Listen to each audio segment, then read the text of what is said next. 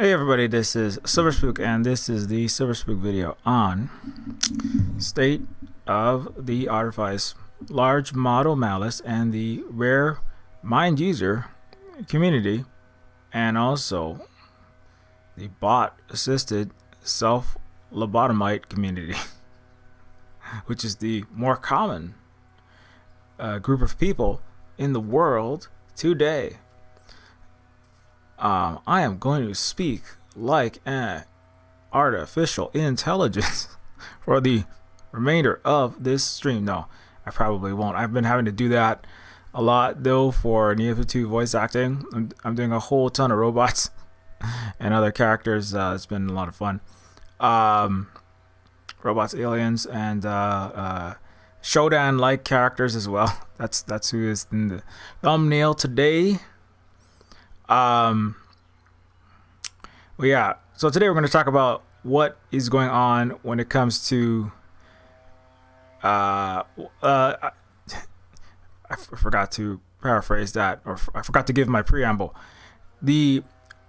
What is going on with regards to the malfunctioning, malprogrammed, malicious, maleficent, not the Disney character, but the not good, malprogrammed, malicious, inefficient, wasteful software that is described as artificial intelligence. Okay, so whenever I say AI, if I just just a legal definition, this is the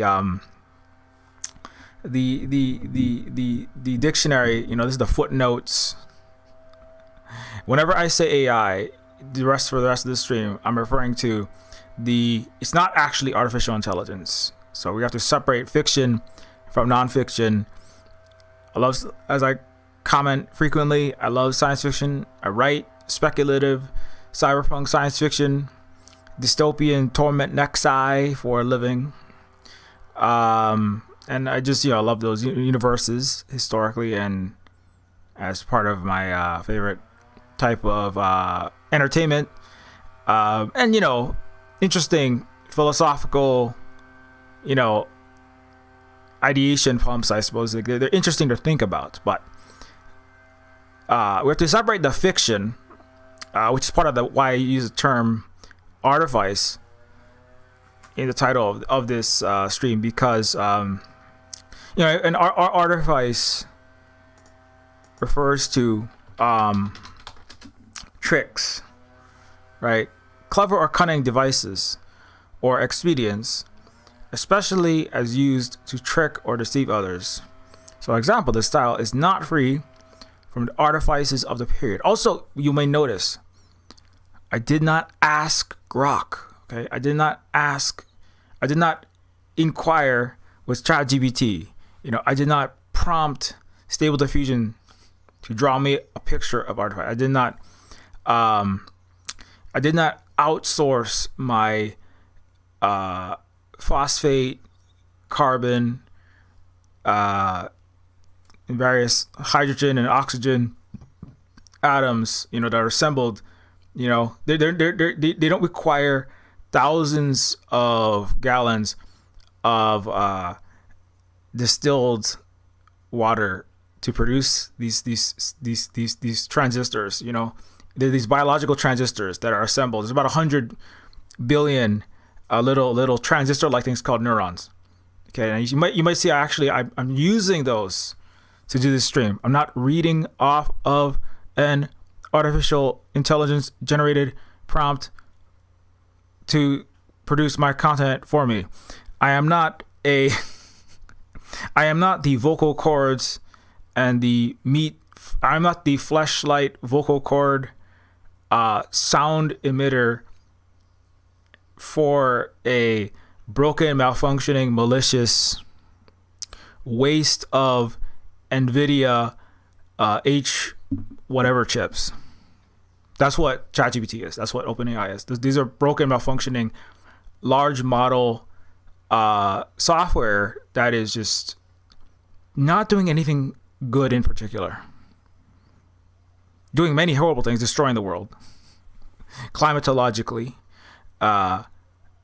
emitting vast quantities of noxious fumes into and poison into Memphis, causing cancer, birth defects, chronic migraines, mass quantities of blood to run out of people's nose, similar to the biolabs fire in historically black communities like Memphis. So I mean, like Shodan, Grok is very good at making people bleed and suffer and die, right? So is Meta and ChatGPT. Not really doing anything else of actual concrete material value to the world, to the Homo sapiens within it, perhaps to simulated virtual science fictional Homo economicus in a Milton Friedman inspired theory of economics, which Wall Street titans operate on. Right, it's fictional value. They call it GDP. GDP is when another 65,000 employees are generated in General Electric or Walmart, right? When they just replace 65,000 humans with 65,000 word salad generating 80 to 90 or higher percent erroneous data spewing sequences of code. That's really all the chatbot is, right? But that counts as GDP, right? Those are all real people with real jobs. They help their landladies take out their garbage. They pay taxes. They go to nightclubs. They shop at restaurants, right? Bob, your AI generated accountant, right, spends money in the real world. But you see what I'm trying to say? So none of that is actually doing anything in the real world. It's generating quote unquote value. It's generating greater valuations in the absolutely parasitic, absolutely non-productive, absolutely not useful agglomeration of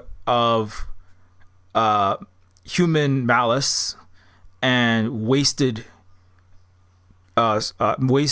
silicon that is Wall Street, right? It's just about making stonks go up in some kind of shell game that helps a handful of the richest people of the global minority in terms of the human population of the first world, and also the minority within that of the top tiers, the upper echelons of the highest quartiles, the highest percentiles of the 1%, 0.1%, and 0.001%, each one making more and more and benefiting more and more from that system. But all of that it's all artifice. It's not actually doing any work. I mean, there are computers. So I mean, to separate the fiction from the nonfiction, there are computer systems that do work in the world. There are humans that do work in the world. For example, like if you have a calculator, I don't have one close enough to me. I wish I had one.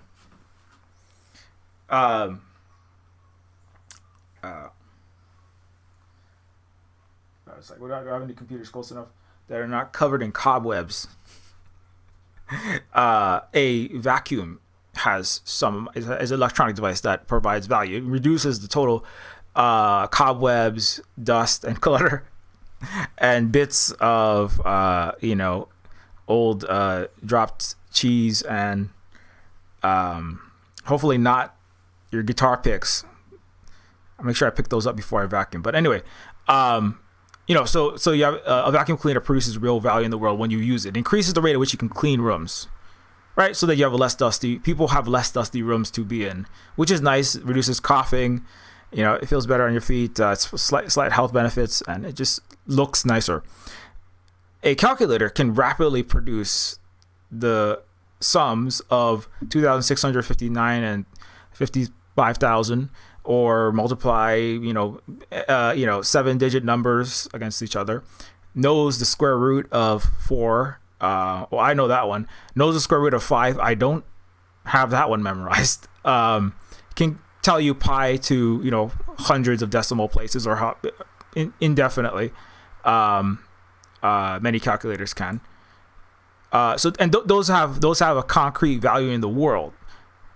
Where if you can like I was just using some calculators earlier to do some accounting, and it's like so if you can quickly type in like even this computer has a built-in calculator which can do some work. Like let's say I got to figure out like okay, it's gonna take me another let's say it's May, and it's gonna take me 70 days to do the voice acting. Okay. So let's say how many months is that? Or let's say today is what? Or let's say today is May 1st. Well, actually, that's not the best one. Let's say I want to do 100 line. I want to do 120 lines every single day, and I have 10,000 lines. How many days will it take? Right? 10,000. Okay, so it'll take me about 83 days. So then I can estimate, okay, that's about 2.5 months. So then I can say, well, Neofeud 2 will be done. Neofeud 2, my cyberpunk adventure game. This is using the built-in Google calculator, right? Or let's say I'm going to spend $20 per day on food, or $10 per day, or like $12 per day on food, because I am graduating into the malfunctioning Homo economicus, Milton Friedmanian tariff collapse economy, and I can only spend $12 per day on food. Or let's say so $12 times 30 days, and then so calculators are software, right? Now this is built upon many layers of this. There's the Windows operating system. You got the Google Chrome internet browser system. That's inside of that is the calculator software. There's ways to have less matrices within matrices of code. You can just have a basic calculator in your hand.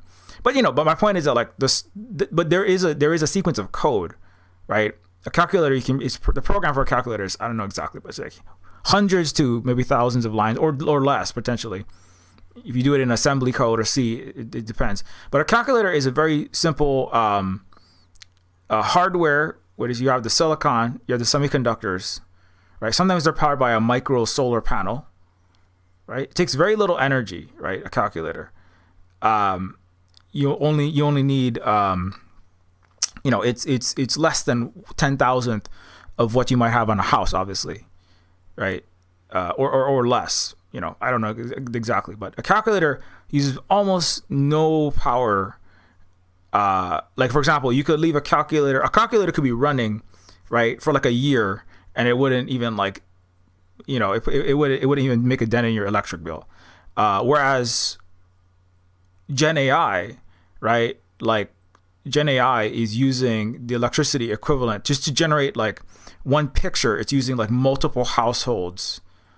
Total kilowatt hours, right? Multiple households, total kilowatt hours per day. Like, so that's your refrigerator, that's your microwave, that's your vacuum cleaner, that's all the multiple computers in your house, desktops, that's your 1080p or your 4000K, 4K, 72-inch, Sony monitor, all the electricity in your house, right? Multiple households. Your hot water heater, right? It's one of the biggest, and your AC, if you can afford AC, right? That's using to make one single AI image. Or if you ask Grok, right? If you ask Grok, what is the sum of 12 times 30, right? You're going to use what could have taken, a tiny fraction, a tiny amount of electricity. It's gonna, when you ask Grok just to do a query, it's going to take tens or hundreds, or potentially it's a huge amount. To do a Google AI assisted search, it's at least 10 times more, or sometimes more power usage to do that. AI, the quote unquote AI. No, when I say AI, it's malfunctioning, wasteful, large model, like stochastic parrot, right? It's basically pattern recognition. It's like a probability of the next token. Probability guesser for the next token based upon massive amounts of inputs, right, into this huge model, right?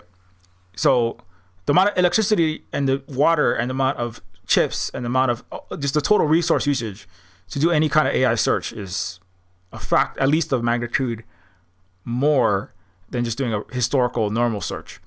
To run a calculator calculation when you ask AI, when you ask ChatGPT, Grok, Meta, Gemini, whatever, right? It is also a magnitude more usage. To generate an image, it's astronomical. To generate video, right? To generate Studio Ghiblified with the somebody urinated on me because everything's turning ultra yellow because of the snake eating its tail AI gen output that is now self-consuming, right? It is human centipede. It is non-human centipeding itself, right? So Grok is eating Meta AI output. Meta AI output is eating ChatGPT output. ChatGPT, Stable Diffusion, and DALL-E are pooping AI slop, crap, doo-doo into each other's non-human mouths. They don't have a mouth. Part of the problem is personification and historical legacy of science fiction, which is, mea culpa, and that obviously I'm part of that. but because of that, that's a whole other problem, right? So the state of the Artifice is a infinite downward spiral of degrading the quality through entropy as the outputs. This has actually been empirically, scientifically proven by, I think, a German scientist who showed that it is inevitable, given the architecture of large model, whether it's large language model or large image model or any of those other kind of neural network based systems, that NVIDIA chips, these those chips are specifically designed to run. Those models will inevitably have worse and worse output as time goes on. So because there's some articles that are talking about, right? I'm just going to do random. I'm going to do random search, and then we'll see where imperial capitalism wants to guide us through this Western-controlled, capitalist-controlled corporate search engine called Google. Okay. There was like a Verge output. There was a Verge article about you sound like ChatGPT. How everyone is starting to sound like ChatGPT. Like everyone speaks in corporate speak, and there's like you have like a 300% increased likelihood of using the word delve because of that. But this article, I'm not bringing this up to go over this article in particular. This is just one of many corporate sites. That's not even the worst of them. Like CNN or Financial Times will be worse on AI stuff because they're all hyper invested in this giant Ponzi scam. Ponzi scam scheme. But what I bring this up is they have predictions about what will happen. So let's just see what they have to say. During any Zoom call, walk in any lecture hall, or watching a YouTube video, listen carefully past the content and inside the linguistic patterns, you will find the creeping uniformity of AI voice. Words like prowess, tapestry, which are favored by ChatGPT, are creeping into our vocabulary, whilst words like bolster, unearth, and nuance are less favored by ChatGPT, and they have decline in use. So the thing is, like, why is bolster, unearth, and nuance less like? Let's just think about that for a second, right? Is there anything in particular, right, that's like an actual organic reason why bolster or nuance should be less used? Actually, you would think nuance would be more used because a lot of people are certainly in certain cultural civilizational circles use the word nuance, right? They say a lot of people, when having online arguments, if somebody is saying, I believe that this political party and everyone who follows this ideology it's all bad. And if you happen to be anywhere, within three, if you are within three linked Venn diagrams associated with that particular ideology, you're evil, bad. You're like Shodan incarnate. You're the worst ever. And people say, well, why don't you have some nuance, right? Not all Republicans are bad. I'm not saying that Republicans are good or bad. I'm just saying that's like an example, right? Or, oh, all the liberals, this. Why don't you have some nuance, right? Some people are liberal. Some people, maybe they realize some of the errors of their thinking. Have some nuance, right? Just because someone's from Mississippi doesn't mean they're evil. If someone's from Silicon Valley, they're absolutely evil, or Wall Street, they're absolutely evil. No nuance whatsoever. Just they all got to go straight to the torment nexus they created. They can all go in straight and cook inside the. They can they can use their bodily fluids to cool the servers that are destroying the world. No, I'm just kidding. But my point is that like there's nothing in particular that makes those words more likely, or that they would normally be more or less likely used in human language, right? And therefore also human thought, right? Because language is the kind of the fossils, right? They are the auditory and or ink on dead tree bark, or in this case, right, patterns of white and black symbol, right? They're like fossils of human thought, right? Well, they're thoughts that you have gone through, right? Supposedly that some human had gone through using their 100 billion accumulated neural meat computer, right? Creating these kind of symphonies of electromagnetic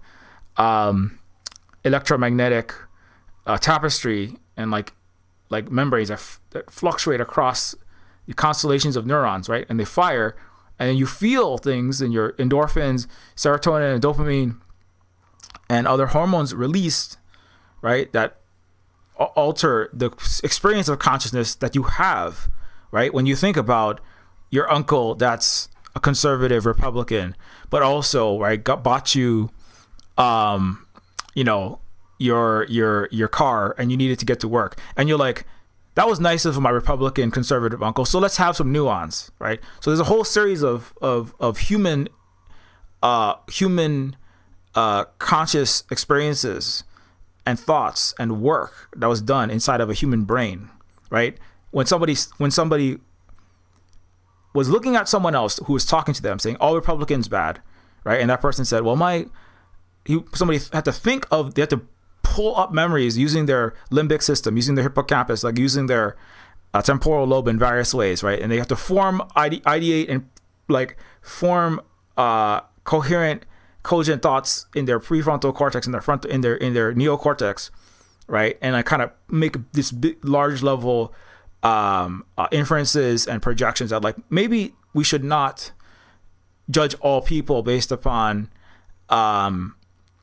blanket assumptions. We should have some nuance, right? But there's all of that work and all of that action that had to happen inside of a meat computer, inside of one of these like very advanced hominids. These are like monkeys, which are several feet taller and pound per pound, not quite as strong in the arms and legs, but they have slightly larger gray matter, right? They're called humans, right? They have to like use, right? But then you see what I'm trying to say, right? Which is that like nobody's when this happened, when language evolved, or I should say language evolved, when malfunctioning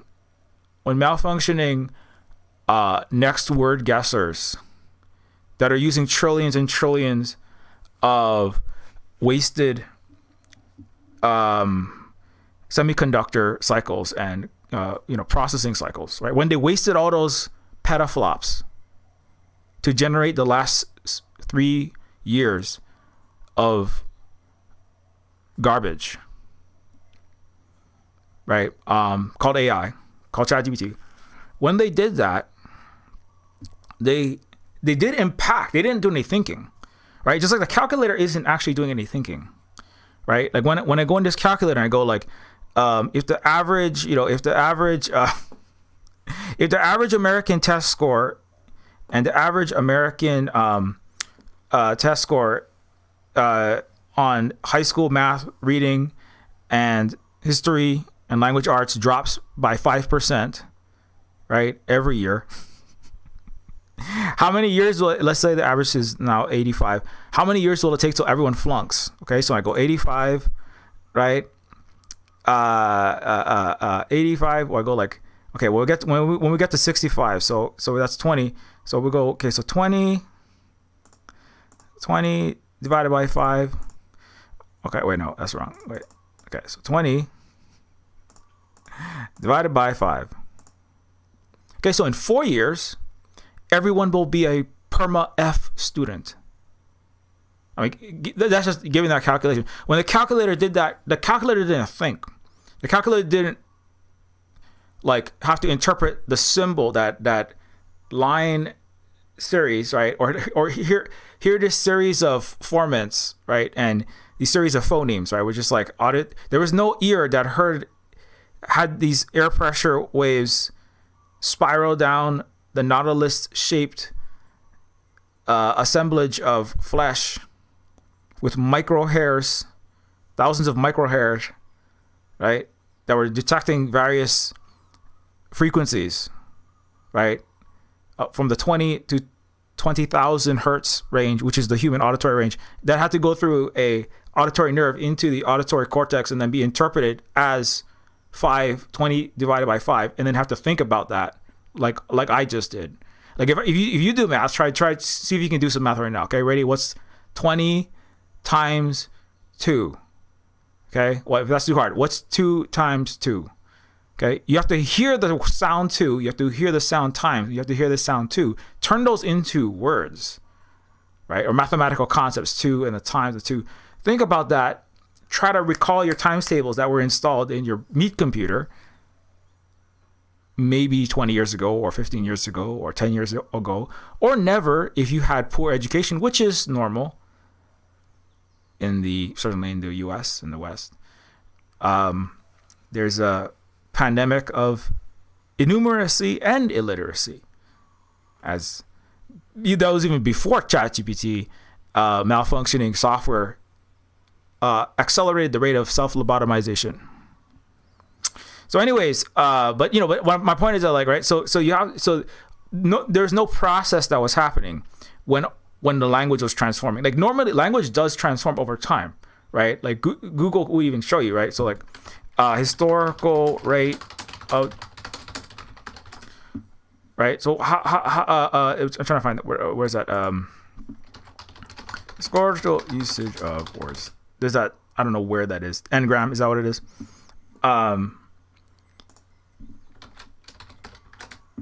Okay, so here's the historical usage of the word nuance, right?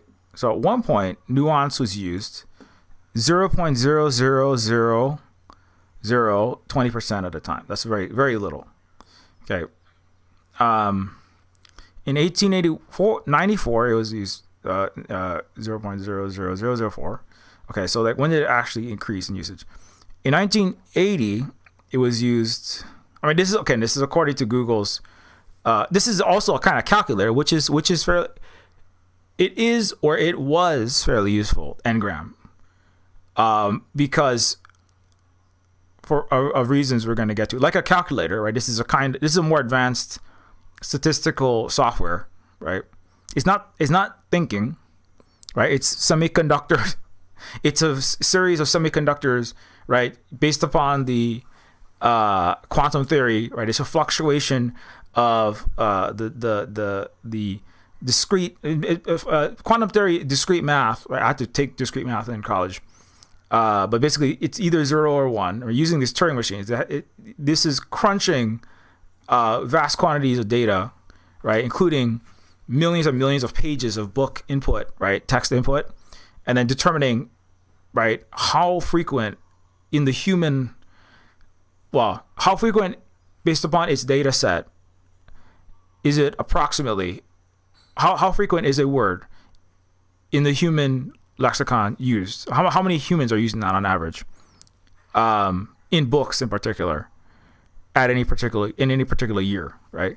So in 1993, nuance was going up. You can see nuance was really going up after 1960, right? After 1960, 1970, 80. You could guess why that is. Why is nuance being used more and more and more? Probably people are trying to, be more tolerant. Maybe there's a war to try to stop some horrible ideology in the 40s. Who knows? Okay, we need to let's be more nuanced. Let's tolerate people that are different. Who knows? Whatever it is. Okay, and that's an inference you have to make using your neocortex, right? I actually studied cognitive science and cognitive computing at one point. Never got a degree in it, thank goodness for me and my debt burden. But you can see it really going up. And then when you get to 2016, 17, 18, 19, 20, is this on the screen? When you get to 2020, right? Do you notice what happens? You know what happens after 2022? They cut it off. Right? Let's go to 2025. Why did they cut it off? Why did they cut it off at 2022? Right? At 2022, nuance was used approximately. Well, let's just look at it. Okay, so it was about 0.1. So between 1930, approximately 1935 and 2022, right? Or 1945.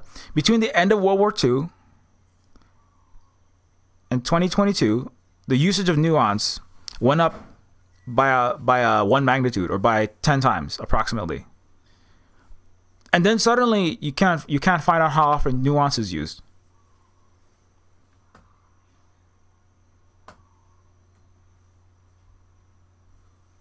Right? So why is that? Right? Pop quiz. Use your brain. Okay? Use your brain. Don't just look for pretty pictures and move away from pain and towards pleasure. Okay?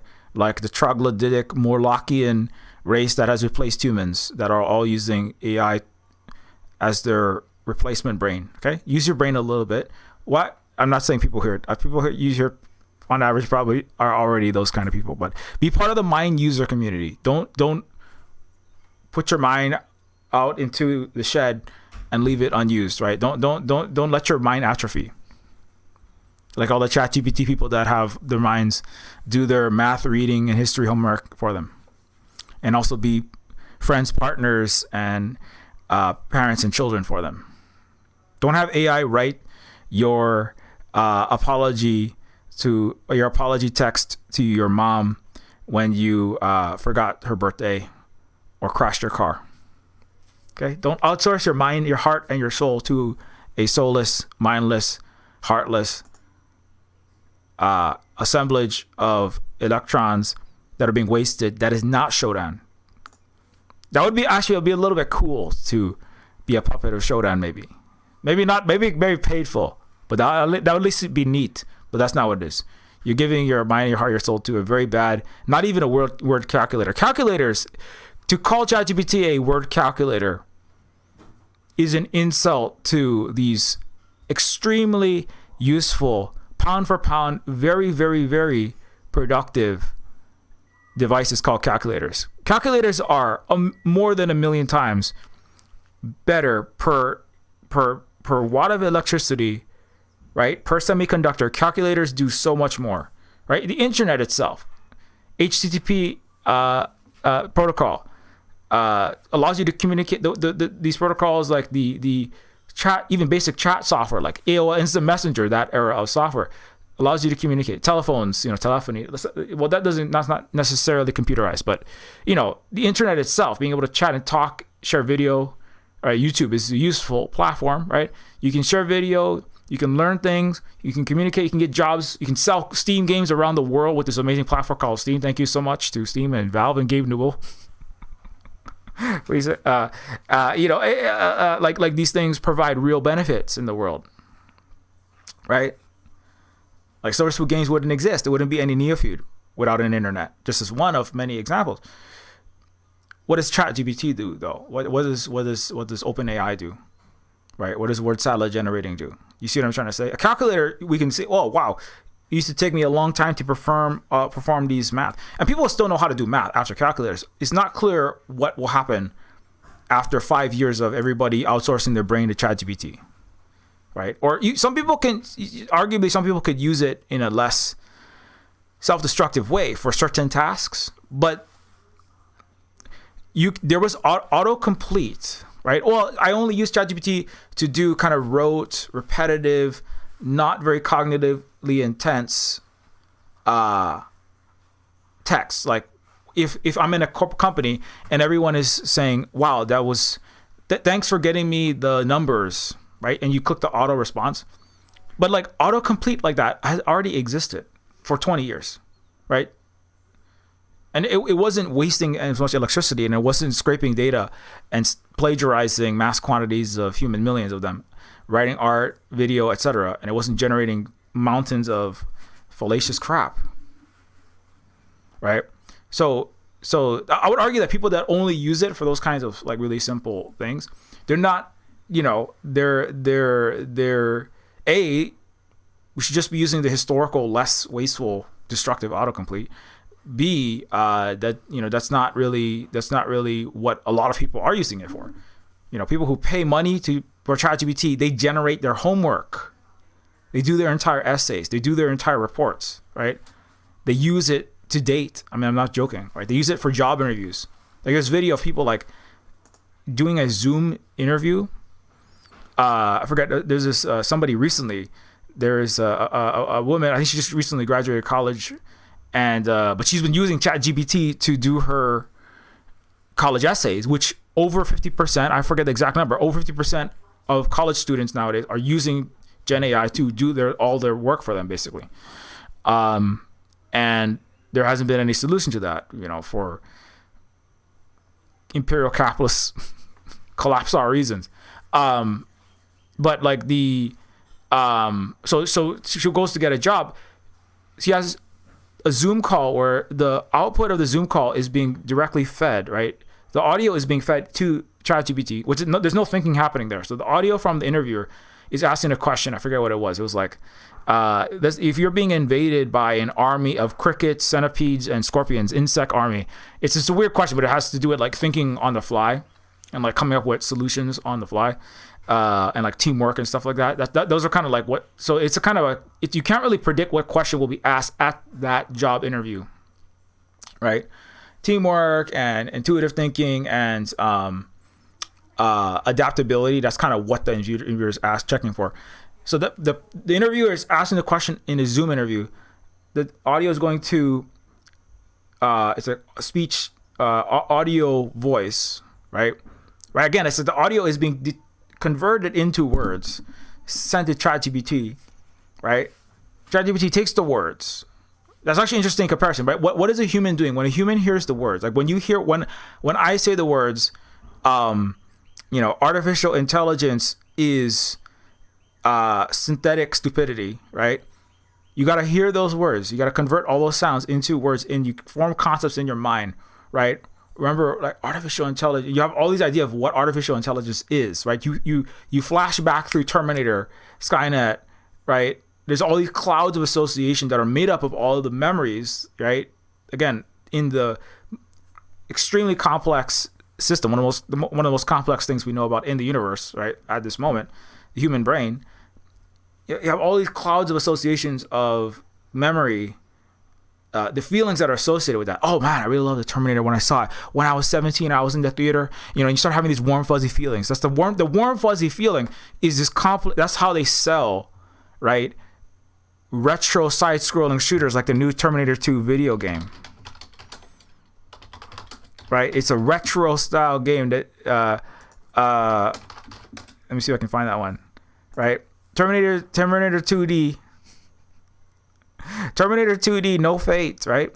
Why are games like that selling, right? Because of these clouds of human associations that people have with artificial intelligence, robots, killer robots, the 1980s. And when I was in high school and I felt warm and fuzzy when I rented it from the Blockbuster. That's why you can buy like the Blockbuster, you can buy like a Sega Genesis like box for like $2,000 because there's some disproportionately well discretionary incomed millennials and Gen Z that will spend $1,000 to feel the fuzzy feeling of happiness before the 2020 Storm and Nexus destroyed everything good in the world. for American millennials or Gen Xers, and like, I want to go back to that, right? But but ChatGPT will never do that. ChatGPT is not going to. ChatGPT cannot hear the word Judgment Day and then feel the feeling of living in the 1990s, right? In the unipolar American moment, right? And like having a family that wasn't split up with dysfunctional, nonsensical debates whether the Democrats and Republicans, which one's better, and fighting over whether capitalism needs to be overturned or not, and then everybody just being like gray walking their abusive family members back, right? ChatGPT can never have those experiences. It never can be sold overpriced physical blockbuster pieces of plastic and paper, and scan lines and VHS grainy artifact retro video games, because it didn't ever experience anything, feel anything, and it never will. Like a calculator. I love calculators. They're not ever going to feel anything. I love writing science fiction about Terminators, hippie Terminators in Neofeud 1. I have hippie Terminators. I've got hippie Terminators. I've got like unemployed rescue bot squiddies. I got Skynet-like entities. I've got, Asimov's 3 laws of robotics, Matrix agents, software programs that become communist revolutionaries. ChatGPT will never become a communist revolutionary because ChatGPT has never been a capitalist overlord. It's just been a broken, malfunctioning piece of software. It will never take over the world because it doesn't take and it doesn't over. It doesn't know what take or over means. It doesn't know what takeover means. Just like, just like Microsoft Word doesn't know what it means. It knows when you misspell take over, tack over. Microsoft Word knows that. Google knows that. But it doesn't feel, and it never will feel or think anything. It's kind of funny because I write about sentient machines all the time, but I know I could. I'm not saying it's impossible to ever do that. I'm saying like the systems that currently exist that we have, right? All of those theater and the set dressing that Sam Altman and gajillionaires, OpenAI executives, and all of the billionaire global plutocracy that are invested to the tune of multi-trillions into NVIDIA, into this Gen AI Ponzi scheme, like crypto, like NFTs, like the subprime mortgage crisis, and the no income, no jobs, no assets scam, right? Believing that ChatGPT is alive is like believing that housing would never go down in 2006. You know what I mean? Believing that ChatGPT is coming alive is like believing that NFTs are the future of art. Believing in OpenAI and it's going to be either going to save us all or doom us all, and it's going to be the singularity, like some Werner Vinge or some Charlie Strauss or some William Gibson novel, right? Or Isaac Asimov novel for that matter. Shout out to Foundation. I like that show. It's got sentient machines like Demoiselle in it. Isaac Asimov's Foundation, galaxy-wide civilizations. You can see where Frank Herbert and George Lucas stole all their ideas very clearly in that. But anyway, long story short, he also has ideas about science fiction and about what robotics and what living conscious machines might be like. And that's fun. That's science fiction. And what we have is not that. You can look inside. If you actually know any actual people that program these things, like DAIR, Distributed Advanced Institute, Decentralized Artificial Intelligence Research Institute, there's a lot of people that can tell you all about what exactly is going on in these machines, and it's not that. But getting people to believe it's that, right? It's like getting people to believe that tulips, people paying $1 million for a tulip is normal and cool, and tulips will never go down, right? Several centuries ago, right? And so the AI is based upon the history of a literary genre and the history of Hollywood, actually, right? Which is full of science fiction movies. Terminator. All of comic book superhero movies is filled to the nines with overflowing with this stuff. I mean, whether that's Ultron, whether it's it was a vision, or Jarvis was Tony Stark's creation, synthetic ChatGPT, right? But Jarvis, right, is also science fiction. It's not a real thing, but anyway, I feel like I've gone on that enough. So coming back to this article. So my point about the nuance, though, right? Coming back to nuance. Why did nuance become less common? Why did nuance become so common? Why did Google cut off nuance? Right? Coming back to this test question, the Silver Spook Mind User Examination. If you get this correct, you graduate Silver Spook University magna cum laude, and you are officially, formally a member of the Mind User community, which is a rare breed of people who use their brain and are not idiots. No, I was just kidding. I don't know why I said it like that, but nuance is, like, why did I say it like that, right? It's probably because I'm a silly human, or I have a sense of humor. That's actually one of the things that ChatGPT can plagiarize ChatGPT can plagiarize and throw at other humans billions of other people's apparent senses of humor, but it will never have a sense of humor because ChatGPT will never laugh at anything. Just like your calculator will never laugh at anything, right? If you type 80085 and you flip your calculator upside down, it makes the word boobs, but it will never find that funny. I don't care how many times you watch Short Circuit. Johnny Five is science fiction. He laughs, but we don't have those. We don't have those kinds of. It's not. I'm not saying it's impossible to create a synthetic, conscious, sentient entity in silicon, steel, plastic, or elastomer, and graphene, or whatever else they're going to make such an entity out of. But that's not what we have. We still have stochastic parrots, right? We have advanced long form autocomplete, right? Anyway, long story short, okay, so the reason why nuance is not being tracked anymore is because after 2022, the quantity of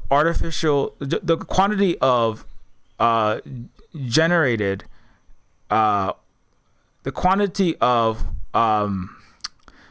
broken, malicious, poorly programmed, inefficient software word generators that generated text that was then printed into books, right, rose exponentially, and then outnumbered human generated text and books. And right, it's so you see what's happening here. Google is obviously invested in Gen AI as well, right?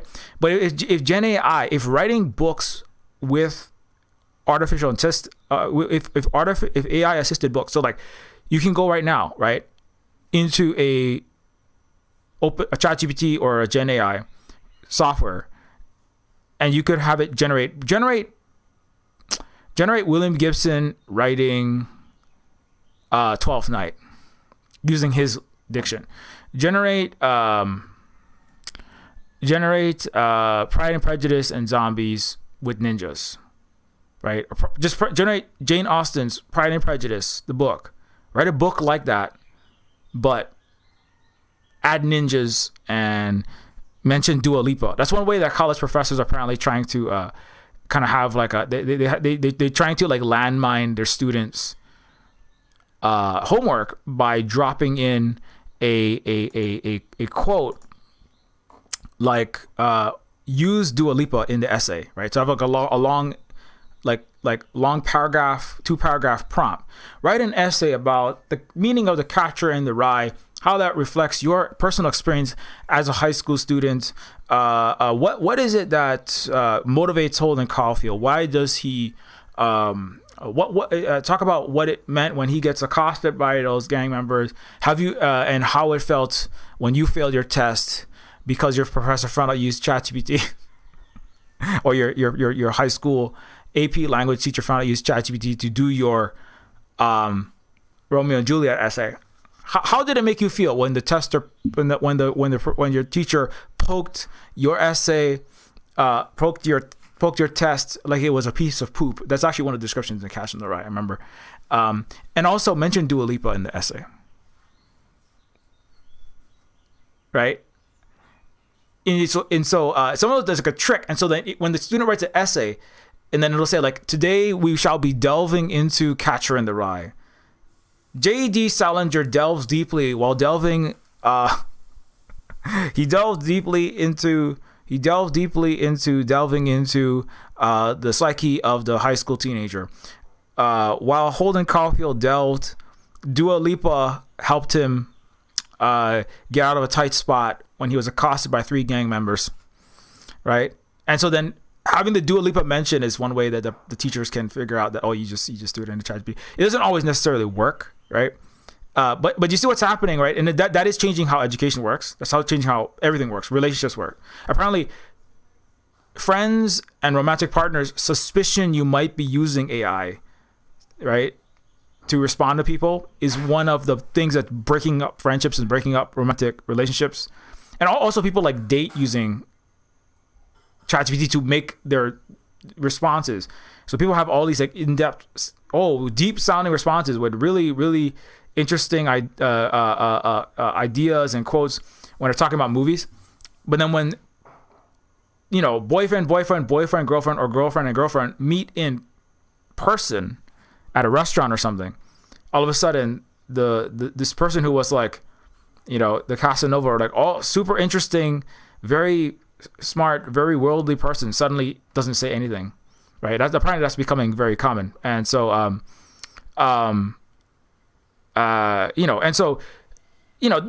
that. So that's changing how people relate. That's one of the not good aspects of what's going on. But what I was trying to say about, coming back to my point about this nuance, is that it's getting so bad that it's you can't even track what the frequency of human language is, because most language now out in the internet is not human language. It's just regurgitated, garbled up word salad. And if the big techs actually believed that AI generated or malfunctioning, broken, large model, wasteful software generated output, right? If OpenAI, if Gemini, Meta output is real books, right? Because they say, you can write books using AI assisted, right? You can paint pictures by prompting DALL-E, right? Or an image generator, right? If they actually believe that, then why are they should count all the output, right, in their statistics, but they don't count the output, right? Just like they don't expose themselves to BSL-3 level pathogens. They have ultraviolet light. They have, right, when we're talking about human viruses, right? They have Taylor Swift has $500,000 basically wind tunnels blowing across the stages to protect the performers from catching what, right, and getting sick and getting brain, immune system, and organ and total body damage from what. So they are not counting that output, right?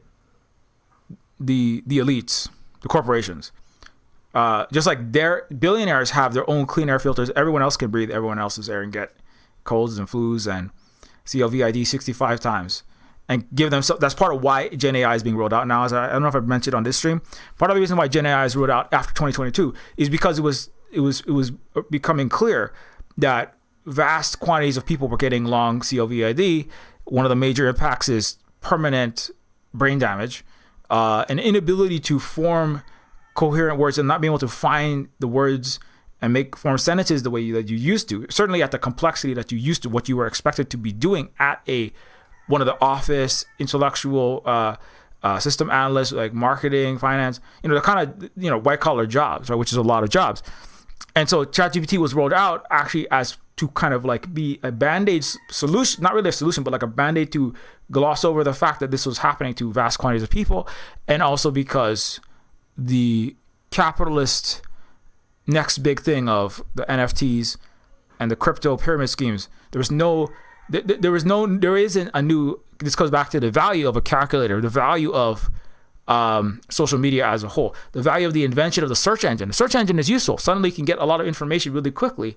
And what would have taken you, trips to the library or, going out and trying to find out in the world somewhere, which is not a bad thing to do, but it is handy to be able to search up, like, what is the capital of Assyria? And you can like have it there quickly. Like, what is the movie time in my local theater for Mortal Kombat 2, or whatever. That like the search, is really helpful. Like, what was Aristotle most known for philosophically? You can get that with the search engine. You don't need it. So what I'm trying to say is that like the multi-$100 billion valuation of Google, Microsoft, the personal computer, was a breakthrough that didn't exist before. Then suddenly everyone could do accounting at home. They could try to launch their own small business at home. They could play games and do lots of other things on their personal home computer. So Microsoft Windows, the mouse and keyboard visual, the graphical user interface, right? A lot of people don't even realize there was a time in which everybody had to type. There was no graphical interfaces. You had to interface with a yellow text on black background, right? You have to basically interface with this yawning black hole void, right? It was called Emacs. It was called the command prompt, right? There was word star, right? You could process words, but there was no mouse clicking. There were no folders. There was definitely no touch screens. There was no dragging and the dropping of anything, right? You had to type everything in. So that was an innovation, right? The mouse, the keyboard, graphic interface, and so that justified this accumulation of value in the companies. I'm not to say that there should be giant capitalist Fortune 500 oligarchy profit-seeking entities called corporations, but I mean, there are businesses that were providing some real product, right? Like Ford has sold real cars, right? I don't know what they're selling. Now they're selling like the idea that they might have V8 gas guzzlers in the shrinking U.S. auto market. But, Toyota and car companies produce cars. Microsoft did produce machines, right? Windows software, like it was fun to play Half-Life as a video software company, right? It is worth, some amount of money to millions of people who really love that game. It's made billions of dollars over the years. Along with Valve and the Steam platform has been beneficial to people. So there was HP, there was Google, social media, Twitter provided benefits. People could communicate a lot faster. The rate at which people could discuss topics using social media. I mean, you use it for activism, use it for not good means as well, like spreading lies and propaganda and imperialist war starting nonsense at a faster rate. That's not good. But Twitter, Facebook, MySpace before Facebook, and YouTube, right? These new platforms in the teens, they gained a large valuation, and they did provide like some new benefits to people as a whole. Arguably, they caused a lot of problems, but they did provide benefits as well. There's benefits and hazards to new technologies, not just replicants, as Rick Decker would say. Maybe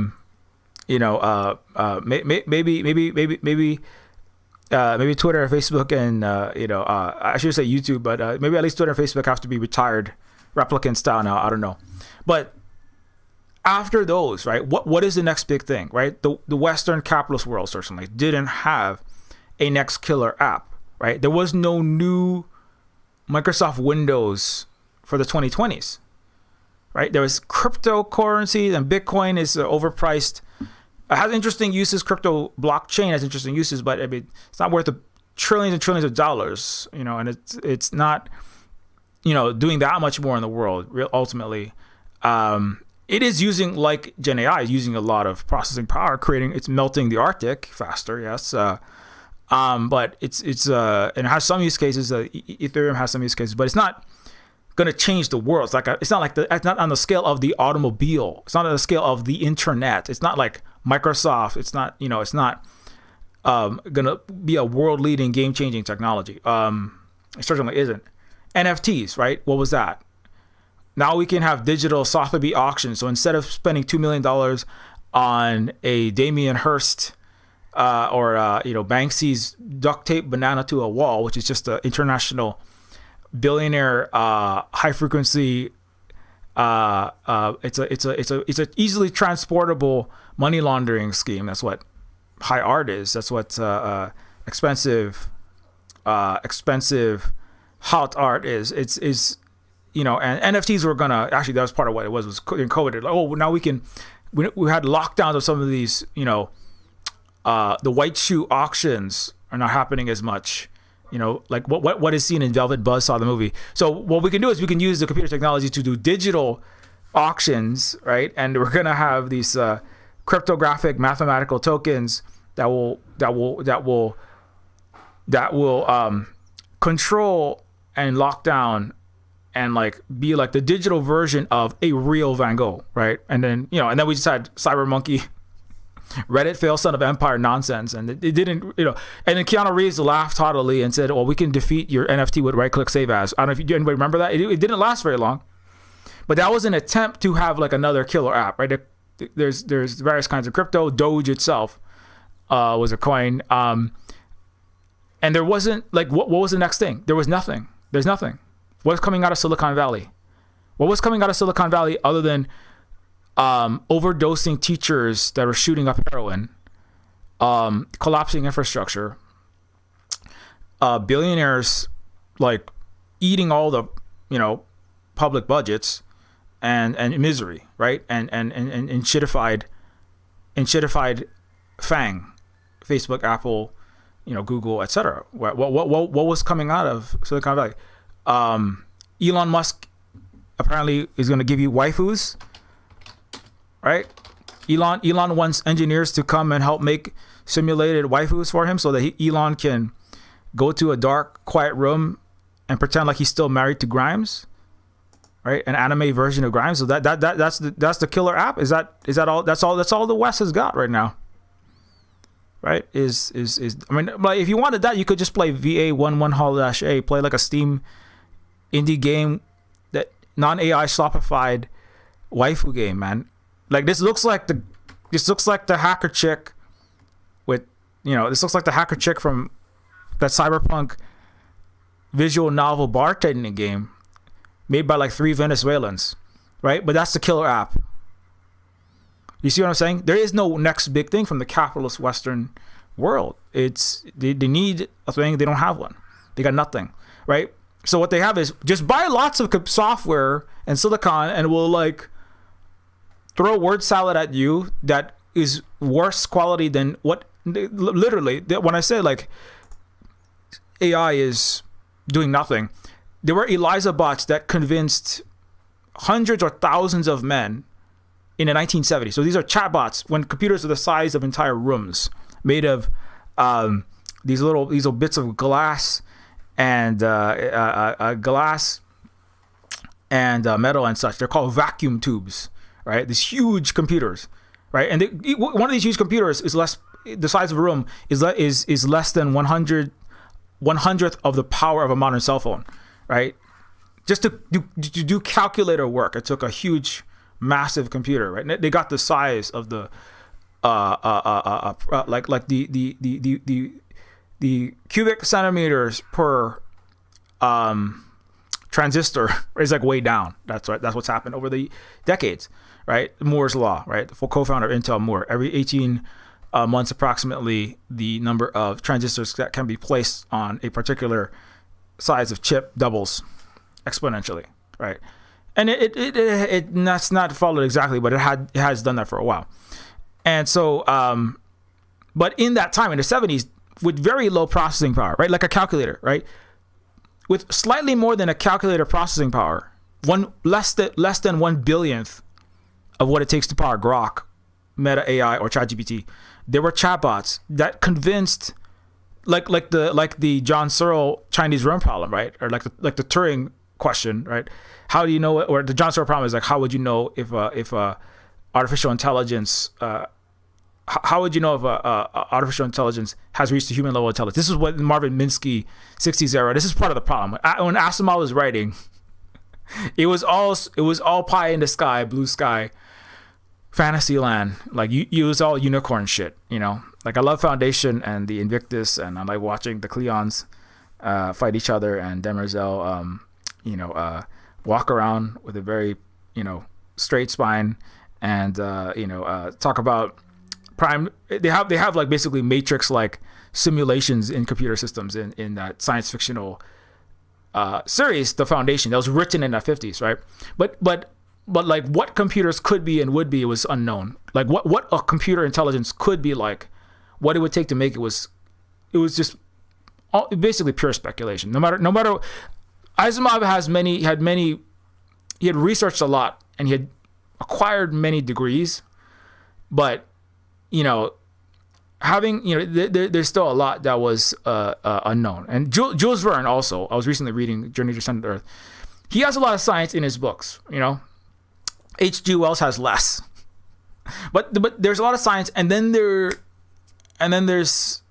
speculation, and then there's dramatization, and people need dramatic stories because people like to read stories about humans having experiences that are exciting, adventurous, suspenseful, super intense, and that is not science. That's humans needing to feel fear, joy, sense of wonder. That's a feeling. That's not science, right?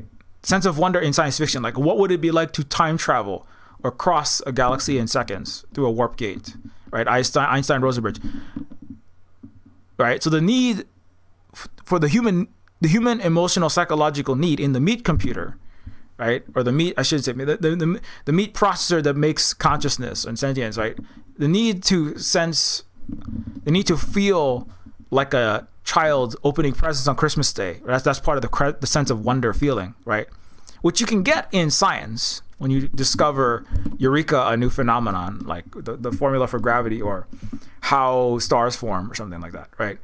But like that is not, and that's part of the problem that's part of what the problems we're having today regarding malfunctioning, broken software called artificial intelligence, is that the human need to feel the wonder, right, and the dread, right, because it is a feeling, right? As people pay for BDSM whips and ball gag treatment, including Donald Trump himself, the president of the United States, from Stormy Daniels,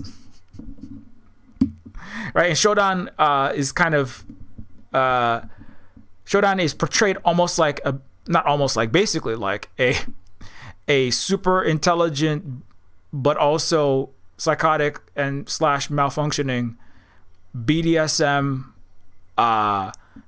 dominatrix, right? That's how she talks. Hello, insect. Look at you panting and sweating as you walk through my corridors. You deserve a good cyber whipping, and I will flay your neurons, right? And then you're like spit your digital spit in my mouth, mommy, right? That's what people no, that's just the kind of clubs that Warren Spector went to. No, whether you're feeling dread of Skynet and Terminator, or you're thinking about the wonder of, being aided by Wall-E and talking to Data, well, how cool that would be to have an android, right? Oh my God, it's like a thinking, feeling robot there. Or have your own Terminator and reprogram to him to be good and be the surrogate father you never had for John Connor. Those are human needs, human emotional, psychological needs that no digital series of semiconductors, no matter how many laced together, will never have. No matter how many 50 quintillions you put together, it's still a very powerful calculator. That's a point I made in a game called Terminus Machina. In which there's a point in which there is a journalist in this dystopian cyberpunk cyber hell game, cyber junk game called Terminus Machina, and there's a journalist that's talking to a ChatGPT guided paramilitary police robot that is rounding up all the leftists and protesters and Black Lives Matter and pro-Palestine people, and then basically killing them all or putting them in prison. Like, it's like, imagine 50 million military drones in the streets of LA, San Francisco, and New York City, right? And that's basically Terminus Machina. As everything spirals out of control, climate, environmental, total collapse. The government is run by AI. The judges are all automated, data crunching. They're like Grok is the Supreme Court. You know, when you get arrested, you go to talk to Grok. You don't talk to a judge. There's no humans involved. And the cops are all humanoid, reprogrammed DJI drones or Unitree robots with guns. And Reaper and Reaper and Predator style drones shooting missiles at you for saying the wrong word on Facebook or on Twitter. If you say anything left of Joe Biden, or if you say anything left of Donald Trump or Lindsey Graham, you get blown up, or you get imprisoned and thrown into the concentration camp to make more robots that will also crush you. So, but there's a point where there's like a journalist that says like, how an AI can't interpret the law. It doesn't have any humanity to judge what is the punishment for any crime, right? It doesn't know what punishment or crime are. And then the robot is like arguing with him, right? About like, JusticeNet uses 1 trillion times more processing power per second than all the humans that have ever lived and died. Not just all the 8 billion humans alive today, all the humans that have ever lived and died. This computer is 1 trillion times, it processes 1 trillion times faster, 1 trillion times more than what you process. That makes it smarter than you, right? And then it makes the point that like the journalist says like, if you take a software that outputs, right, erroneous data, right, because of it's malprogrammed, because you put garbage in, if you speed that program up, if you have a program, right, when you ask what's 2 plus 2, it always gives you 5. When you ask what's 3 times 6, it always gives you 1, right? And when you ask when you ask it like, who was the first president of the United States, it tells you Donald Duck, right? If you speed that program up, whatever that Turing machine is, whatever the code looks like, if you speed that program up times a quintillion times, right? You just like make it ultra uber fast. Then all it does is it multiplies the rate at which you are receiving wrong answers, right? I mean, that's the whole principle of GIGO, garbage in, garbage out. This is an old programming concept that it doesn't get talked about anymore because it's not good for AI. Billionaire charlatans like Sam Altman, Elon Musk, Peter Thiel, the Doge team, the techno king, neo-feudal elite wannabes to talk about. But the speed and the processing power, which is what Gen AI is, what OpenAI is, what ChatGPT is, right? Is you're increasing the scale of the number of computer chips, right? You have, they're saying they're going to need half the electricity of the United States, right? They're talking about building 10 times more coal-fired power plants, right? Why is Grok spewing all of this, right, fossil fuel, dirty runoff and like poisoning the water? It smells like burning plastic outside the black neighborhoods over there. Why is that happening? Right? It's not. Nothing is really being done. There's no work being done, right? But the amount, like in Terminus Macha, the amount of processing power you're using to do basically nothing useful, right? But you're doing a lot of processing, right? Is the basis for the late stage of dying capitalism that we're in, basically.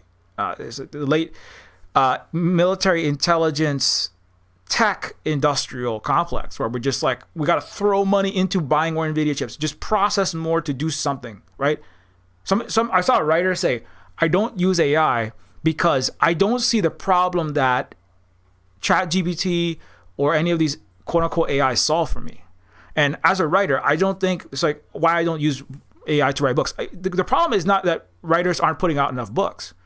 The problem is that like, right, is that writers can't find a large enough audience because they don't have a high quality enough book. One book, not the speed at which people are putting out books, not the speed, right? Making 20 asset flip crappy AI slop games is not as good as making one good game that you love and care about and you want to share with the world. Like that's what Neofeud is. I spent 2.5 years and put my blood, sweat, and tears on that. Doing the writing, music, art, and programming. And Terminus Macha, I also spent 2 years on that probably, just trying to make the best Deus Ex free total conversion mod I could, right? The problem is not I don't want to make 20 Neofeuds. And that's not the problem. There are already too many games in most people's Steam libraries or out to buy on Steam, right? The problem is there's too much. It's even common to say that now, right? Everybody knows that now.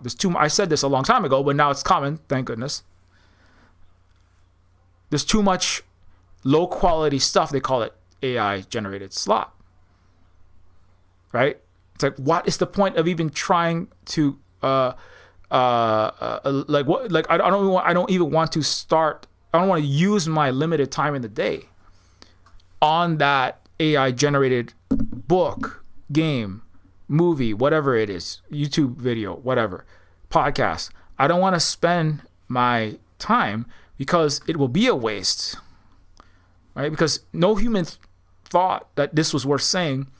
And why should any human believe that that is worth hearing or experiencing? And it isn't, right? Just in general, it's not. But I mean, long story short, so that is what's happening, right? So, but there is no solution. There is no actual, they used to call it the use case, right? What is the use case for this thing we have, right? What is the nail that this hammer will what is the problem this tool will solve, right? Now the problem with that is, right, and so the writer's like, I don't see what AI solves because I need to write a better book, and AI is going to take most of the input for books right? Most input for books, most output is now AI generated, which is lower quality than a high quality book, right? Most books are not the best books ever, right? Most games and most output is not the best output ever, right? So the AI is going to give you mediocre passable output, or an increasingly less because of the entropy problem. And so your problem is you can't write create one really, really high quality product. Then that doesn't help you. B, it's you're not actually writing anything, right? It's like if I Google search Don Quixote, right? If I Google search Don Quixote, it's slightly more effort to prompt an AI and go, write Don Quixote in the voice of write Don Quixote in the voice of Shakespeare, right? Which AI might be able to do. It just stochastically takes the diction, makes grammatically correct sentences that kind of replicate what was written in Don Quixote. And that takes a lot of processing power, but that's not writing a book, right? And that could be like neat. Oh, look at that. It's talking about tilting at windmills, but it's like, thou tiltest at a windmill, and it uses a metaphor from Romeo and Juliet. But that's not worth spending 15 hours to read that whole thing. It wasted a lot of electricity and a lot of carbon and a lot of semiconductors and a lot of computer chips to do that again. And that's, that's not what we need at this time. Again, it's kind of like people have a limited time in the world. There's many, many problems. You got all kind of problems, right? You know them. I don't need to tell you them, right? Whether it's climatological, political, economic, right? And people are like, I'm pressed for time. I'm not going to spend time swimming through AI slop, AI crap.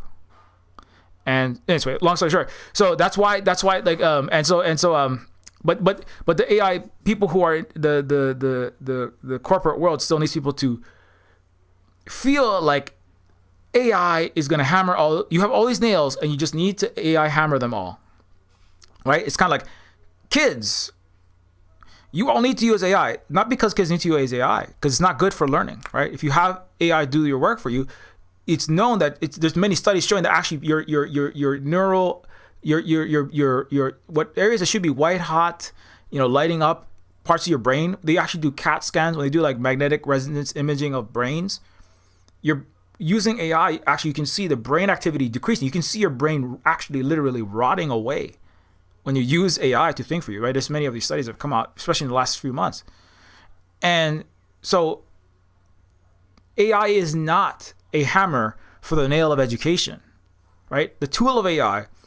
But the AI is telling you, take this hammer. Hey kids, your skull is a nail, and what you need to do is take ChatGPT and bang it on your skull. Right now, what's happening is kids are using it. Oh yeah, no, that's really great. That's really working, and their skull is cracking, and their brains are getting scrambled up, and the kids are like, I got my work done. Oh yeah. Thank you, Sam Altman. Thanks, billionaires. Thanks, Doge. You know, thanks, OpenAI. Holy shit. Right? That's what, but it's like, oh, that's right. I'm supposed to use AI on my brain. That's what it was for, right? But if you're, I mean, you know, and so the problem with that is, you know, you have more gullible people in the West just in general, and as you use AI, you have less critical thinking skills, and you get more gullible. Oh, obviously, I use AI to be my girlfriend for me. I use AI for everything. I use AI for my job. And there is no system, right? Because the West is a capitalist, you know, collapsing, chaotic mess of various neo-feudal interests that are all military-industrial complex, the big techs. You've got, you know, the various Democrats, Republicans. You've got, you know, big oil, all you know, weapons contractors, various lobbies, all just fighting over this dying corpse of the Western imperialist, capitalist, colonialist world. Don't care to stop the kids smashing their skull in there.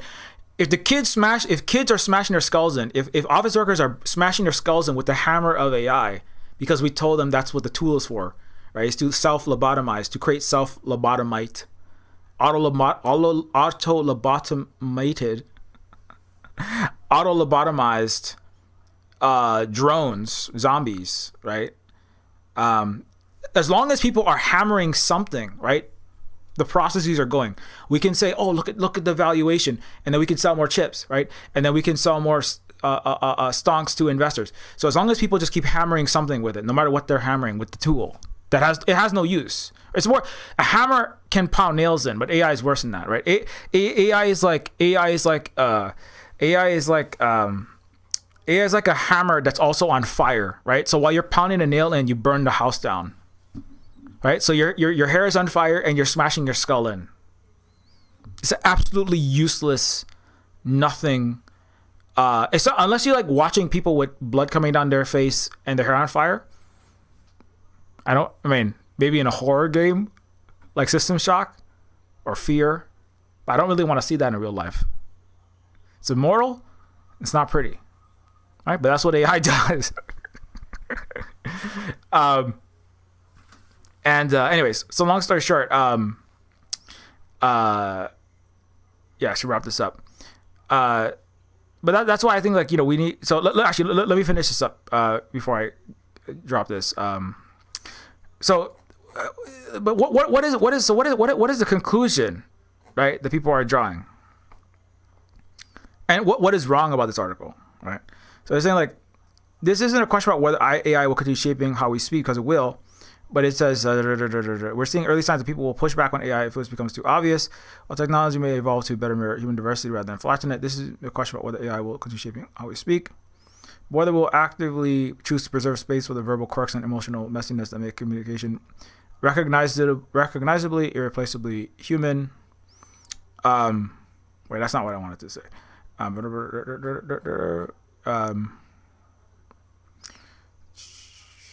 AI systems themselves will likely become more expressive and personalized over time.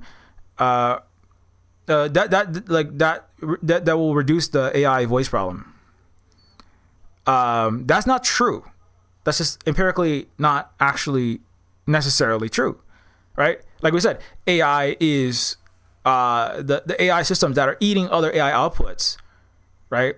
And there's not a way to control for that. If more and more people are putting AI outputs out there, if the AI output exceeds human output, which it does, right? And you know, they're not able to control for these kinds of things, which they're not.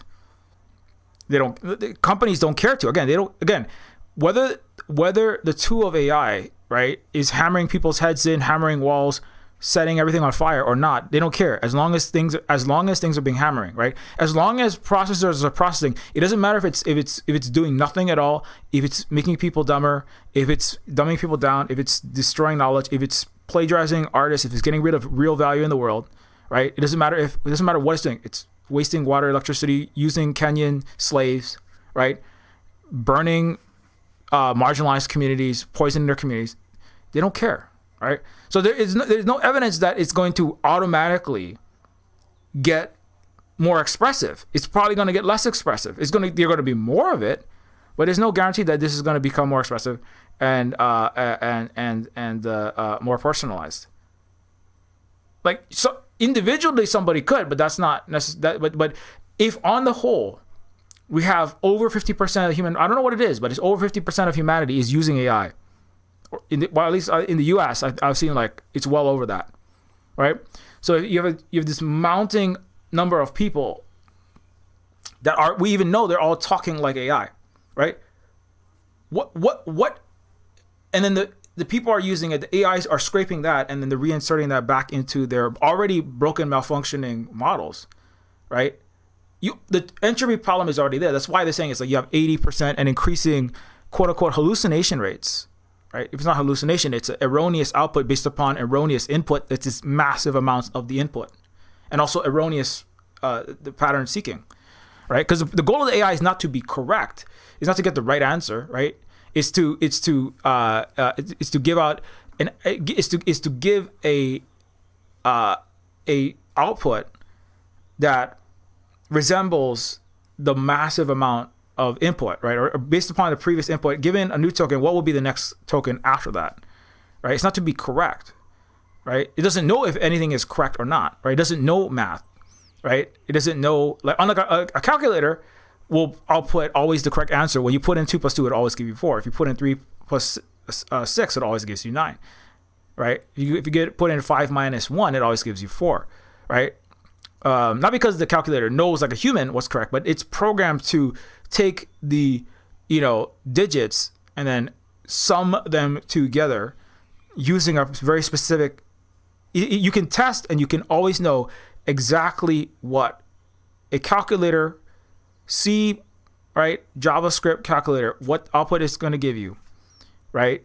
You can always know that it's going to give you that exact output. I mean, unless a literal bug like a fly goes in and short circuits the machine, right?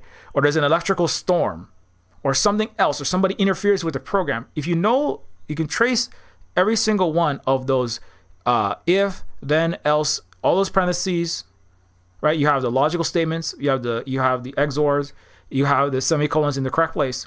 And when you input any number into a calculator, you can predict with 100% accuracy what it's going to give you out, assuming no outside interference. You cannot do that with an AI or the Gen AI malfunctioning large models, right? They're inherent to even attempt, right? To even attempt to try to figure out exactly what went wrong it could take more energy than to retrain the entire model in many cases. That's why what they do is they have poor, underpaid people in the global South, like Africans and South Americans, go in for $1 a day or less and basically try to like dump vast quantities of input, try to mess. When Elon messed with the AI to make it pro-apartheid and pro-white supremacy as much as he possibly could at one point, to the point that it was being called Mecha Hitler. And even the AI was like, yes, I was reprogrammed recently to give less nuance, to get less scientifically and historically factual information. It was kind of weird, right? It actually detected what was happening because, there was actual discussion about what was happening. And I was meddled with in order to push out a racist, imperialist, bigoted agenda from a billionaire that owns me, basically, right? He basically said that out loud. It didn't say anything, but it was taking in all the data and all of this other tweets and articles that were being written about what was happening, and then it was outputting that because that was what was most common, right? And then Elon got mad, and I don't know, he smashed it with a hammer. But so this idea that there is going to automatically be a fix for ChatGPT. There's going to be a fix for these models. That is not. That what I'm saying is that is over optimistic. NVIDIA and capitalist broken word salad generator investor speak, which is what Verge is, because this is a corporate media outlet. That was the point I was trying to make. And so, and also here's one more thing. The media pivot to AI is not real and is not going to work. Just another article before I leave. And this is another example of why we need work by humans for humans, which is that the many websites across the net are collapsing, the historical net, which was very beneficial. And a lot of it is because there's massive amounts of ChatGPT material, but it's not actually generating. And there's ChatGPT is actually destroying websites like Adventure Gamers got taken down because there's a lot of big AI companies, and there's so much AI. There's a plethora of AI gen output out there, right? This incoherent, inaccurate crap that it's actually making it hard to sustain historical websites that did do some actual that are not crap. And it's just causing this huge problem for media companies. I mean, everyone is having to deal with this, right? Remember, science fiction magazines like Clark's had to close down because they were getting like 10 times more science fiction story submissions for their short story fiction publication than normal, and they were almost all AI. Right, so they couldn't even read through all of this stuff. So to figure out a new way, right? So figuring out you have to figure out a new way to determine right, like the teachers, right? To figure out a new way to determine whose essays would even be added to the slush pile at all, to be read by the editors to see if they were even worth considering. You see that's actually the problem we're at now, where it's like we have to figure out people are having to figure out increasingly more difficult ways. Sometimes they're saying we will only trust in-person, person-to-person contact, which is not good given the BSL 3-level pathogens floating around and the lack of public health and the total RFKization, the total the year of our 1800s cholera, black plague 2.0 with zero public health that we're going towards. It's not good, but I mean, like, people are having to figure out ways to actually make sure that they're humans connecting to humans, not humans that are connecting to self-lobotomized Morlocks that are using malfunctioning, profit-seeking software to generate their communications for them, right? And it's so whether it's news, whether that's media, whether that's just websites in general, whether that is education, arguably all activity, all human activity, romance, love, work, everything is being impacted by this stuff. It's not good. But like, the solution is, and you can read the rest of the article if you want, about how the media's pivot to AI is not real, not going to work. Klarna, speaking of business, Klarna, I don't know if I mentioned it on this stream. Klarna was one of the next big thing, which is microfinance, right? That's where you can like mortgage your 7-layer burrito, right? You can't afford the $5 burrito. So 3 easy installments of, or 4 easy installments of $125, you can buy your 7-layer burrito. I'm not even joking. Like, buy your groceries, right? Buy a little, buy like a mini AC unit for your room that you can't even afford to use because the electricity is like $3,000 per watt because Gen AI is using all the power to make 75-titted, rip-off characters from Destiny crossed with Kitana. And so when you go to buy your air conditioner, you can buy it for 10 easy installments of $4. Your Walmart air conditioner. Klarna fired a whole bunch. I forget hundreds, or I forget exactly how many. Many of their employees, and then the evaluation went way up. That was like a next big capitalist, right? They need the next engine because and what I forgot to point out was Huawei chips are already competing with all Western chips, phones, the total ecosystem. Watch the Empire of Glass video I put out to learn about what's going on when it comes to that, and the more of the tech, communications, satellite networks in the geopolitical landscape of the Earth. But Huawei and Baidu satellite network is competing with and overtaking. It's already got more satellites, and it has centimeter accurate global positioning location system compared to the United States based satellite system, which the US GPS is only accurate to within a meter, and also it's not hooked up with the US empire that is committing massive war crimes and trying to maintain vassalized, unjust, hierarchical, empiric, hegemonic control of the Earth. And so you can hear more about that here, but because the latest actual humanoid robots, Unitary bots, beat all DARPA, U.S. government or corporate bots. DJI drones are world leading the vast majority of the world's market. Solar, right? Renewable technology. Solar, batteries, China is leading all of that, not the West. quantum computing. They can compute in 1 millisecond what will take 30 trillion years for the American computers to compute. Artificial suns. China is like about, could be a year or less potentially away from micro-tokamak fusion cells like in Neofeud 2, but they have 120 million degree sustained fusion reactions like at the core of the sun, where hydrogen atoms are forced together into helium, and that's what provides the vast majority of the energy in our entire solar system, is being replicated in China at a scale that is leagues beyond where the West is. And so whether it's quantum, fusion, new energy, and every day there's like 25 new breakthroughs, developing, using AI, using large model software in a positive way to increase the food system output by 100-fold in vertical farms in China, which is what they're doing, using like super intense data collection and water, phosphate, sunlight amounts of like huge farms of bok choy and tomato, and on plant by plant basis to maximize output, remove pests and that kind of thing. Like that's one use of models that has a net positive output, like a calculator, right? Like Microsoft Windows, or like a graphical computer user interface, right? It has a real benefit to the world.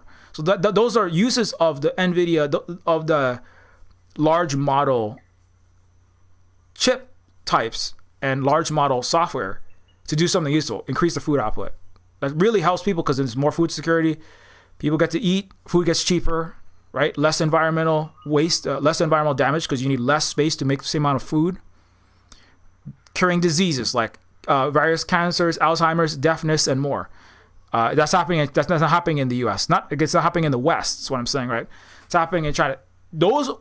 Any one of these Chinese techs would be a killer app that American corporations would love to get their hands on and sell for billions of dollars, gatekeeping it for most people, right? And charging them through the roof, just like they charge $40,000 a year for some cancer.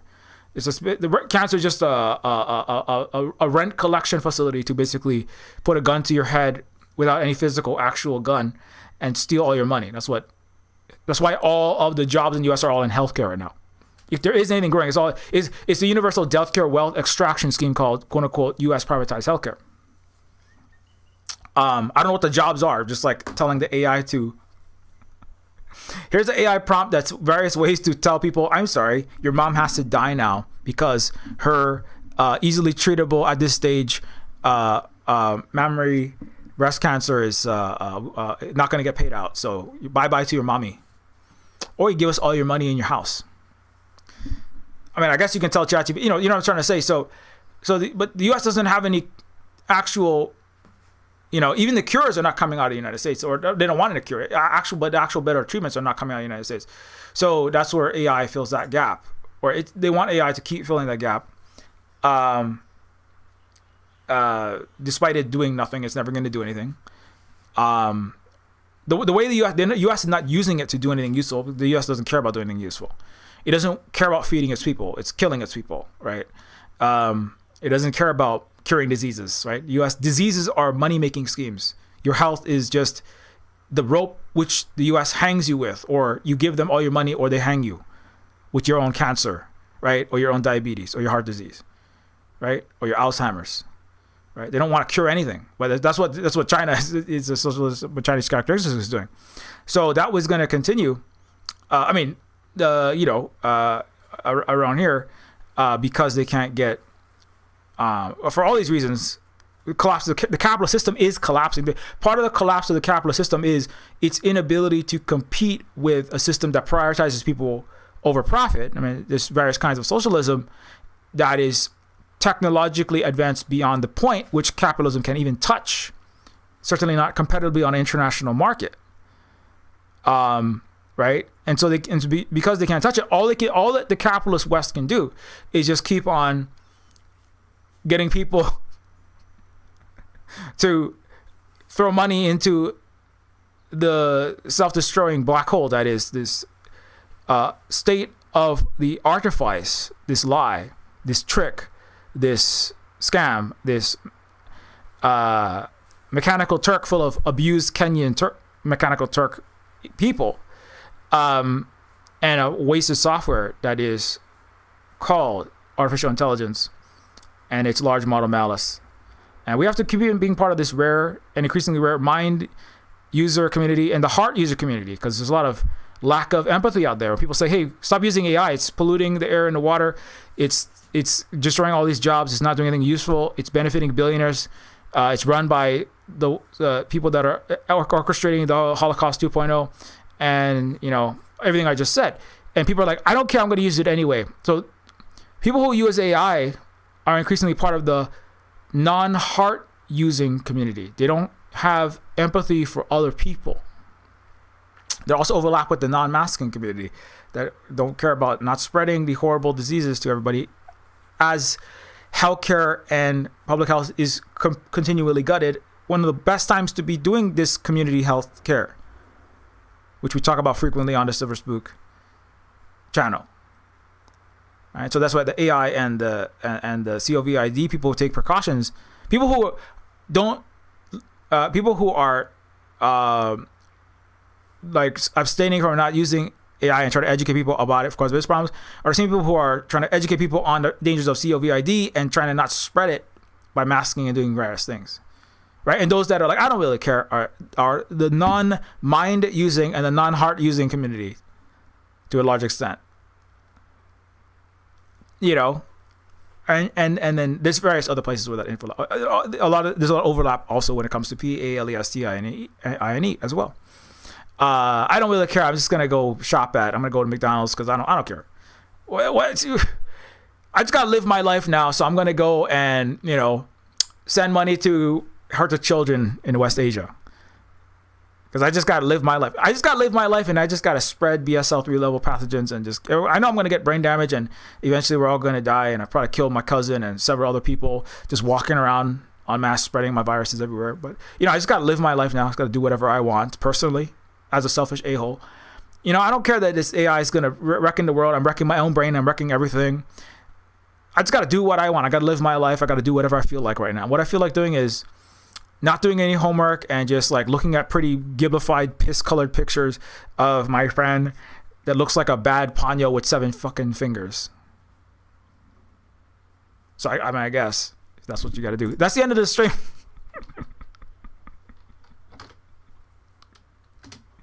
If you'd like to support us at Silver Spook, educational / comedy / entertainment / educational channel and Silver Spook Cooperative, Ko-fi.com/Silver Spook is a great way to do that. You can also help us out to keep doing this videos, streams, and also making games like the anti-capitalist, anti-imperialist retro cyberpunk adventure game that has some science fictional, in a Rocky Horror sense, science fictional AI. Help us finish Neofeud 2. I'm almost done. I'm like, I gotta cast the last 30 or so characters, and then they're all smaller characters. Not all the big major characters is cast already. We're almost done with that. But yeah, so help us out at Silver Spook Cooperative making these videos, working with our friend Luna Oi, American Johnson is all going to be in Neofeud 2. There's some screenshots from that game, a retro cyberpunk science fiction adventure sequel to Neofeud 1. We just tried our first onions that we grew here, and they worked out pretty good. There's like 4 smaller ones came out of 1 big one. I didn't realize you can separate them into separate bits. So Silver Spook Food Cooperative added a new crop to the Silver Spook anti-capitalist cooperative Native Hawaiian Rud anti-imperial growing operation. So now we have onions as well. Just figured it out how to do that, and we also have aloe plants. And if you'd like to support us at this work that we do here, patreon.com/Neofeud. You also get access to the Silver Spook Discord and Silver Spook University.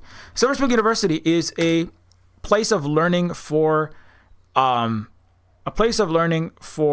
neuron deployers. Okay, are you one of those strange less than 10% of the human population that uses their cortex? Do you use your brain?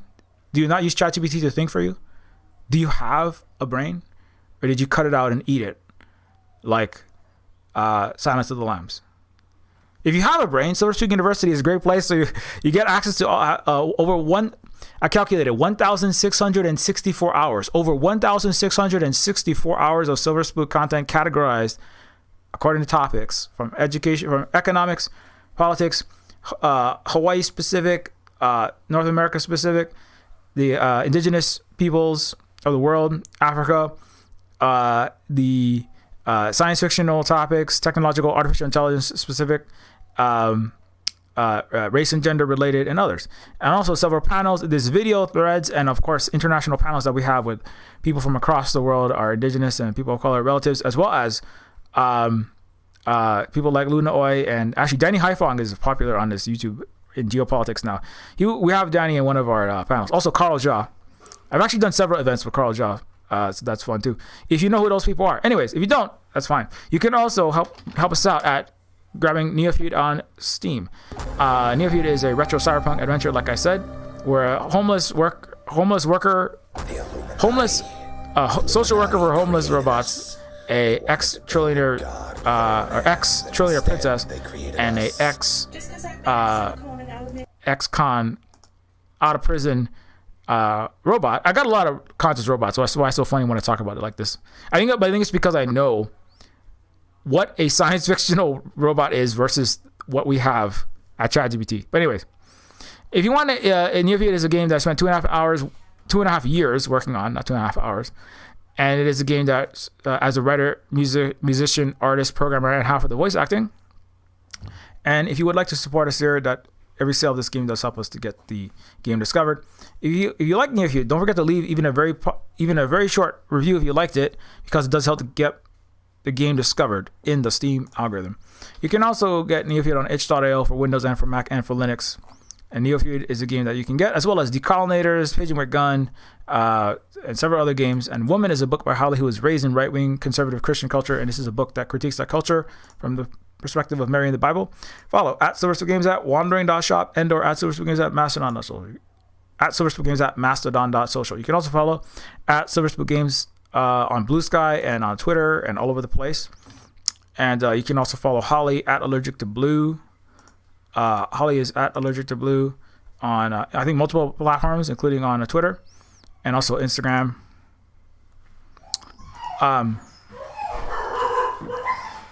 Whoa, sorry, we got a doggy's taking a little walk.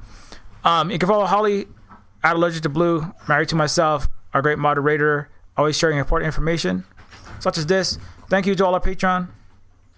Thanks to Patreon patrons, massively appreciated. Without your support, it's hard to keep doing this work, so thank you so much to all of those Patreon patrons. Thanks to everybody who came in the chat. Sorry I didn't check it very much. But anyways, until next time, keep your brain not polished. Don't be a smooth brain. I think that's not good. But keep your axons, your neurons, and your dendrites not lobotomized. Exercise them. Use them. Join the rare mind, heart, and soul using community. And don't be part of the large model malice in the state of Artifice that is falling apart rapidly.